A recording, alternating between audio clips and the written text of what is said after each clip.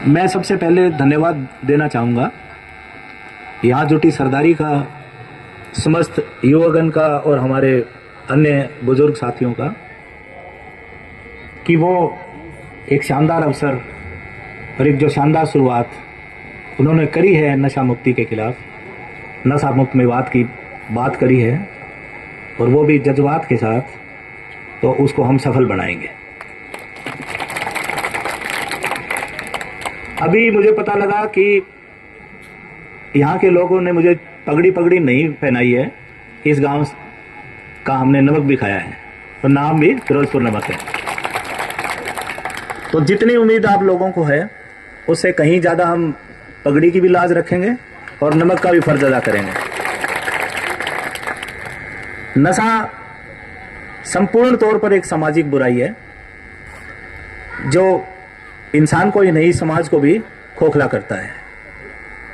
तो इसमें नशे को समाप्त करने का जो हमारा संकल्प है वो सिर्फ पुलिस का नहीं हो सकता है और वो सिर्फ समाज का भी नहीं हो सकता है, पर दोनों का अद्भुत सहयोग और एक दिशा में निरंतर कार्रवाई इसमें बहुत बड़े बदलाव ला सकती है।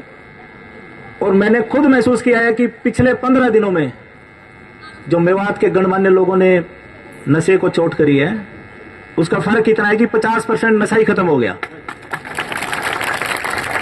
और बड़ी बात देखो कि जो यहाँ मंच से भी बात हो रही थी कि यहाँ ठगी का भी बहुत काम चल रहा है, तो मेवात से करीब करीब जो 15-20 रोज कॉल होती थी ठगी की, वो भी महज 3-4 पे सिमट के रह गई है।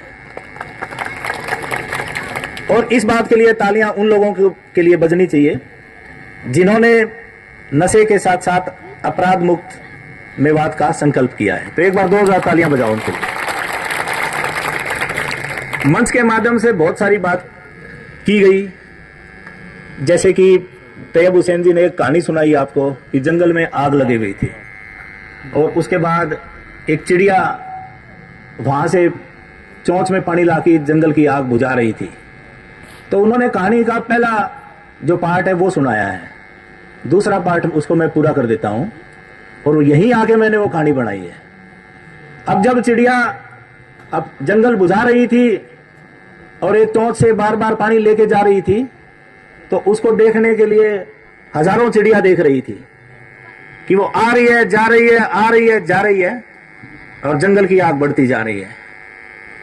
तो कुछ चिड़ियाओं ने उससे सवाल किया कि ये क्या है बहन, ये जंगल है और ये जंगल की आग है, ये चोंच जो भर के लाया है पानी, इससे जंगल की आग नहीं बुझेगी। तो चिड़िया ने बड़े स्पष्ट शब्दों में कहा, आपकी सुझाव नहीं, मुझे सहयोग चाहिए। ये बात सब चिड़ियाओं को समझ में आ गई, और क्योंकि जंगल में सबसे ज्यादा चिड़ियाएं थी लाखों की संख्या में, वो एक एक बूंद पानी लाखों बूंद बन गया और जंगल को बचा लिया गया।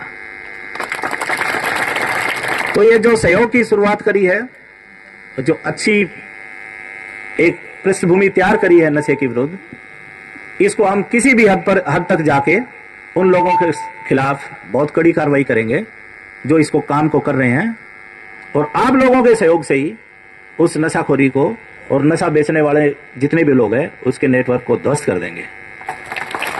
और मैं अंतिम बार उनको चेतावनी दे रहा हूं कि वो ये काम छोड़ दें, अपने सही रास्ते पे वो लौटें, वो समाज निर्माण में काम करें। ऐसा काम जो समाज के लिए नुकसान करता है वो कभी बड़ा नहीं बना है।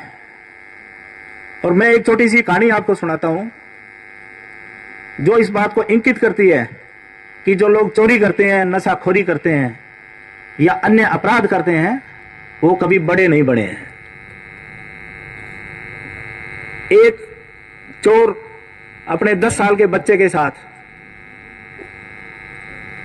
साइकिल पे बच्चे को बैठा के रात को निकला और उसने अपने बच्चे को एक मकान की तरफ उंगली उठाते हुए, जो काफी दूर था, जिसमें एक बल्ब लगा हुआ था और जल रहा था, बल्ब की रोशनी को देखते हुए वो बोला कि वो घर देखा है बेटा, दिख रहा है? बच्चे ने कहा हाँ दिख रहा है। अपनी गाथा को सुनाते हुए उस चोर ने कहा कि बेटा ये वो घर है जिसमें 10 साल पहले हमने लाखों रुपए की चोरी की थी। वो अपनी गाथा बता रहा था, उधर बच्चा रोने लगा। तो चोर को अचंभा हुआ और उसने अपने बच्चे से पूछ लिया कि बेटे ये क्या है। तो उसने रोते रोते बताया कि पापा क्या बदला, 10 साल पहले जिस घर में लाखों चोरी हुई उसके आज भी बल्ब जल रहा है, और आपने लाखों रुपए चुराए, उसके बावजूद भी घर में चूल्हा जलाने के लिए तेल नहीं है। आप कभी भी देखोगे कि गलत प्रकार की नीतियों से, गलत प्रकार की चीजों से किसी का उत्थान नहीं हुआ है, वो पतन का ही कारण बना है। और मैं पहले भी कई गांवों में जैसे प्रोग्राम हुए हैं, उसमें भी मैंने स्पष्ट तौर पे ये कहा था कि आप हमारे साथी बने, सहयोगी बने, अपने आंख नाक कान खुले रखें और उसकी सूचना मुझे दें, पुलिस को दें। मेरे पास 2000 लोगों की सशक्त बल है और मैं वादा करता हूं हर एक आदमी जो गलत काम करता है उसके खिलाफ सख्त कार्रवाई करेंगे। अगर उसकी जगह जेल में है तो जेल में ही मिलेगा।